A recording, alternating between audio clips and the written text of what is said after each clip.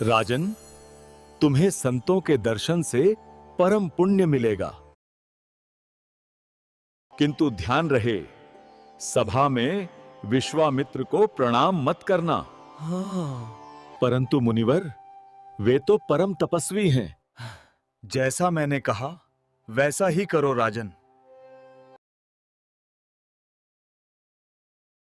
राजा सुगंध विश्वामित्र को देखकर प्रणाम नहीं करते हैं। विश्वामित्र क्रोधित होकर राम जी के पास पहुंचते हैं। गुरुदेव, आपके मुख पर यह वेदना कैसी? किसने यह दुस्साहस किया? वेदना नहीं राम, ये मेरे सहस्रों वर्षों के तप का तिरस्कार है। भरी सभा में उस राजा सुगंध ने मेरे अस्तित्व को ही नकार दिया। गुरुदेव, मैं आपके चरणों की शपथ लेता हूं, सूर्योदय तक जिसने आपका अपमान किया उसका मस्तक आपके चरणों में होगा। भगवान राम ने मुझे मारने की सौगंध ली है, अब मुझे कौन बचाएगा? नारद मुनि। राजा सुगंध नारद मुनि को हर जगह ढूंढते हैं। कहां हैं आप? मुनिवर, आपने मुझे मृत्यु के द्वार पर धकेल दिया। अब इस पाप का प्रायश्चित कौन करेगा? मुझे बचाइए। राजन, मैं राम के वचन के बीच नहीं आ सकता। मैं केवल उपाय बता सकता हूं। तुम्हारी एक ही आशा है, अंजनेरी पर्वत पर जाओ, वहां अंजनी माता मिलेंगी, उनसे ही तुम्हें शरण मिलेगी। माते, रक्षा करो, मेरे प्राण संकट में हैं। शांत हो जाओ राजन। कहो, तुम्हें किसका भय है? माता, मुनिवर नारद के कहने पर मैंने विश्वामित्र का अपमान किया और अब प्रभु राम ने मुझे मारने की शपथ ली है। केवल आप ही मुझे बचा सकती हैं। राम का वचन, ये तो असाधारण संकट है।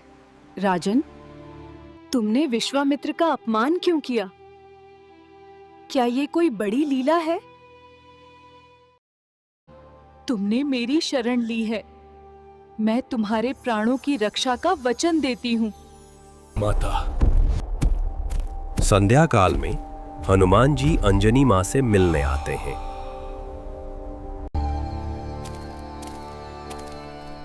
प्रणाम माता।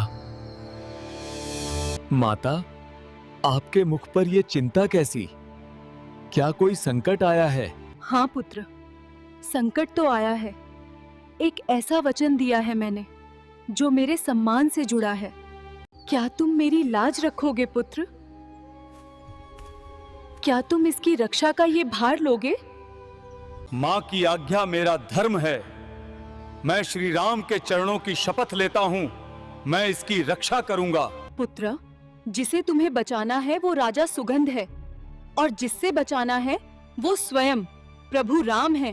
प्रभु राम, मेरे स्वामी, मेरा वचन, मां की आज्ञा, धर्म का संकट। ये धर्म की कठिन परीक्षा है मां। आपका वचन खंडित नहीं होगा। भयभीत मत होइए राजन, अब आप मेरी शरण में हैं। जैसा मैं कहता हूं वैसा ही करें। इसका एक ही उपाय है। राम का नाम स्वयं राम से भी बड़ा है। मेरे साथ बैठो राजन, अब तुम बस राम नाम का जाप करो।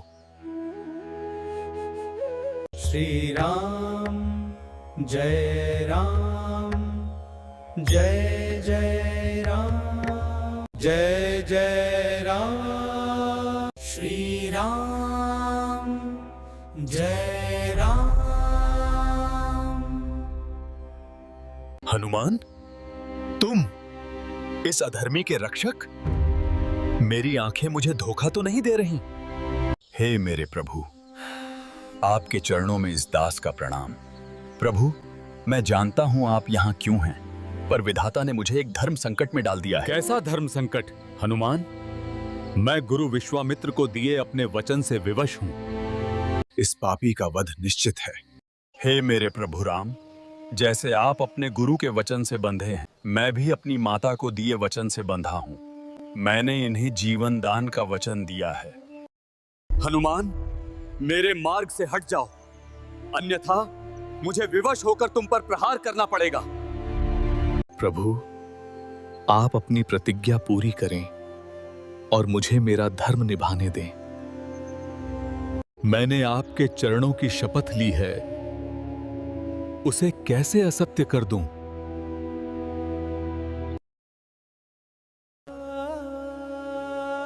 विजयी भव। भगवान राम भारी कदमों से आगे बढ़ जाते हैं। उनका हृदय पीड़ा और कर्तव्य के गहन द्वंद्व में उलझा हुआ था। यह निर्णय लेना अत्यंत कठिन था, क्योंकि उनके सामने कोई और नहीं बल्कि उनके पुत्र समान प्रिय अनन्य भक्त हनुमान थे।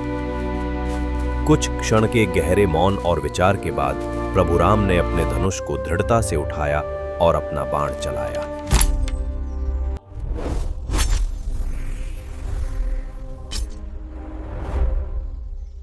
लक्ष्य की ओर बढ़ते दिव्य बाण के सामने हनुमान ने एक पल में स्वयं को ढाल बना लिया। जैसे ही वो बाण भक्ति के सीने से टकराया, स्वर्णिम ऊर्जा का तीव्र विस्फोट हुआ। बाण का आघात हनुमान के शरीर पर था, पर उसकी पीड़ा दूर खड़े प्रभु राम की आत्मा में उतर गई। अपने ही प्रिय सेवक पर किए गए इस वार के असहनीय संताप ने उन्हें भीतर तक तोड़ दिया। बाण लगते ही राम ने अपना हृदय कसकर जकड़ा और धर्म की इस विवशता के बोझ से मूर्छित होकर धरती पर गिर पड़े।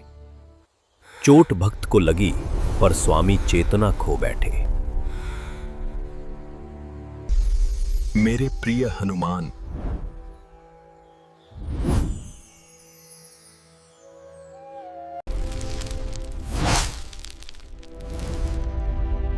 तुमने मेरे लिए कितना कष्ट सहा।